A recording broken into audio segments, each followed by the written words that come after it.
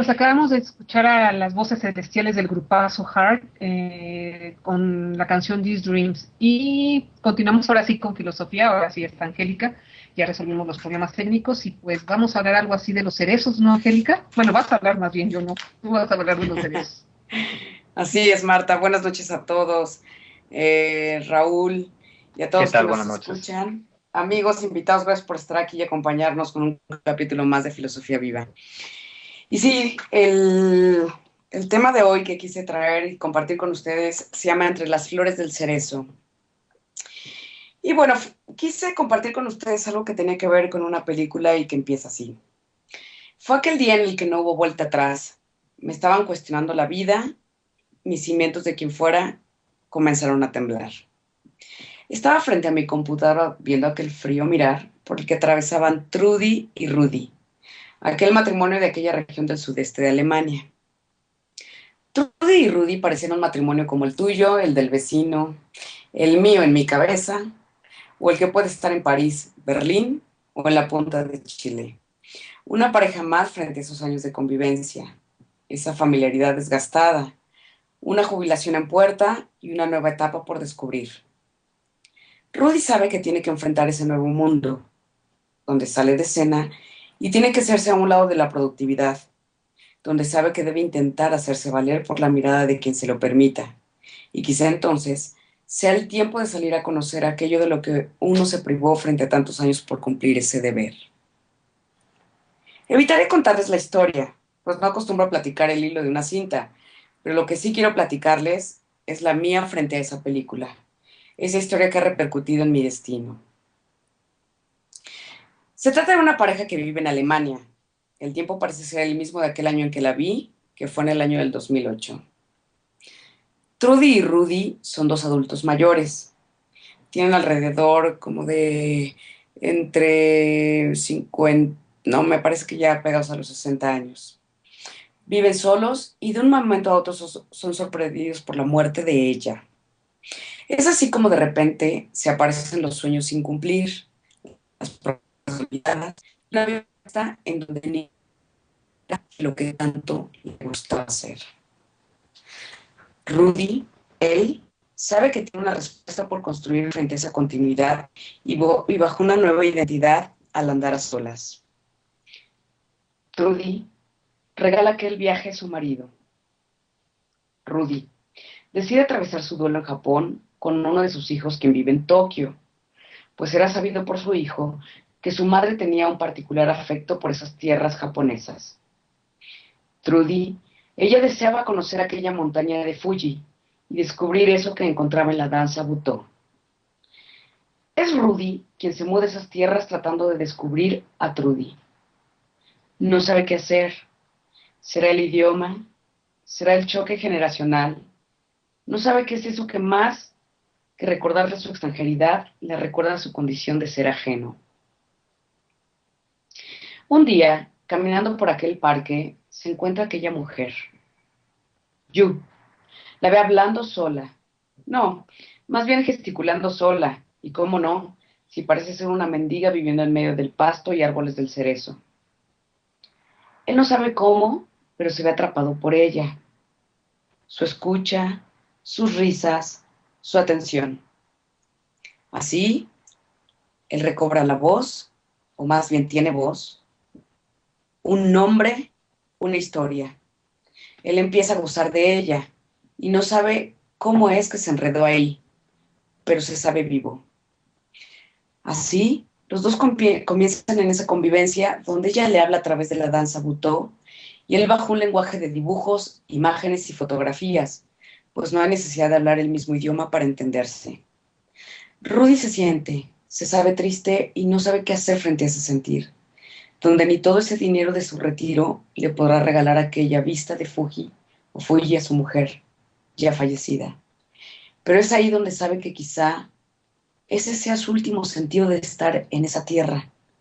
Ahí donde el descubrir su potente amor por Trudy trasciende la simpleza, la resignación, la limitación de aquel sentir de Occidente frente al de Oriente, donde Rudy logra pintarse la cara de blanco, sí, como la danza butó, preparado para hacer varios movimientos de esa danza y lograr ver aquel monte cubierto de nieve. Es Oriente. Y ahí sucede que el aire logra traer y revivir a Trudy a través de él mismo, de Rudy. Así, él ya puede morir. Y cuando digo que aquella película me cimbró, fue porque ella antecedió a mi decisión por cuestionar eso que tanto he citado con regularidad aquí mismo sobre la posmodernidad, que hoy puede tener como cara de Occidente. Y eso que encontré, y justamente en esa película, fue ver cómo se mostraba la decisión entre el amor y el odio, la ausencia de mirada por el otro como la alteridad y no como otredad moral, la integración entre vida y muerte que ahí sí presenciaba y la presencia de sinsentido como origen de un acontecer. Fíjate que, buenas noches, ¿cómo estás, Angélica? Ay, es que me dejas pensar en muchas cosas. Fíjate que hace algunos días estábamos revisando por algunas cuestiones del programa igual, el tema del eurocentrismo, y en efecto este tema que tocas lo pone sobre hay un discurso dominante. Yo coincido plenamente con lo que dices, un discurso dominante de Occidente que es el del sinsentido y cómo hay una enorme dificultad. No diría yo que es una característica única de otro tipo de culturas o filosofías, que muchas veces se relaciona con algunas milenarias, en este caso sí particularmente de la que destacas, como en la película lo hicieron, en donde la relación existencial entre la vida y la muerte es completamente diferente a la que sugiere en Occidente el existencialismo, ¿no? Hasta rayar incluso en el nihilismo. Yo pienso que es muy marcado al inicio de la película, que es, coincido contigo, es una gran película, en donde Rudy rechaza rotundamente todo este tipo de lo que él entiende como aficiones extrañas, extravagantes de su esposa, hasta que deja de estar es cuando empieza a involucrarse un poco y de manera accidental, dado que pues como bien lo mencionaste, el cariño que le tiene le hace cuestionarse esto y hacer este viaje, ¿no? Como diciendo, bueno, ¿qué es lo que ella apreciaba tanto de esta cultura, de este tipo de teatro? Y accidentalmente se logra teniendo un encuentro con él, pero sí coincido contigo, creo que nos revela de una manera muy precisa cómo el encuentro, no a nivel de choque, sino el encuentro a nivel de descubrimiento de estos dos universos o de estos dos mundos, y me parece un buen tema de reflexión y de análisis.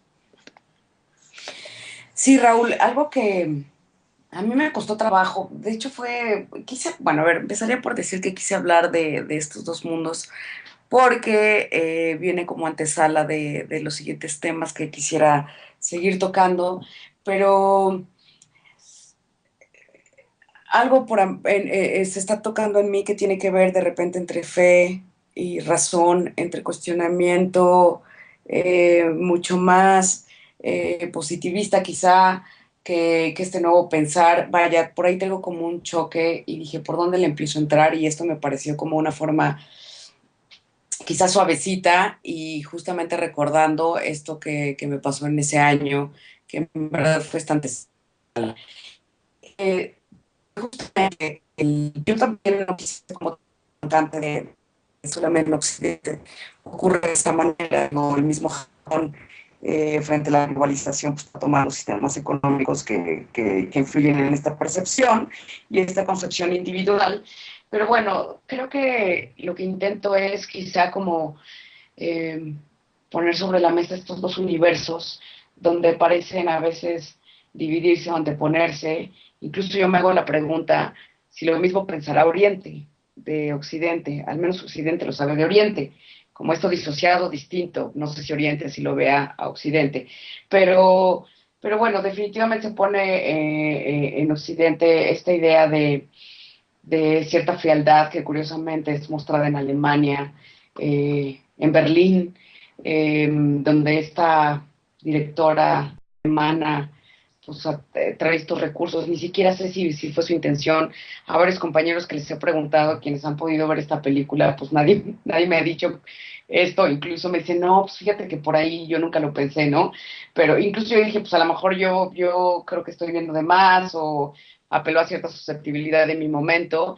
Pero, insisto, creo que para mí fue como simbrar cimientos que me fueron llevando a otra forma de cuestionarme, a lo que incluso por hoy entiendo por filosofía viva, y bueno, también porque sé que muy pronto estaremos ya cumpliendo como un año en sincronía, y fue también un intento de hacer como una síntesis de todo este tiempo en el aire, y donde les estoy compartiendo como una génesis de lo que hoy por hoy les llego a presentar en los temas que aparecen capítulo tras capítulo en Filosofía Viva, ¿no?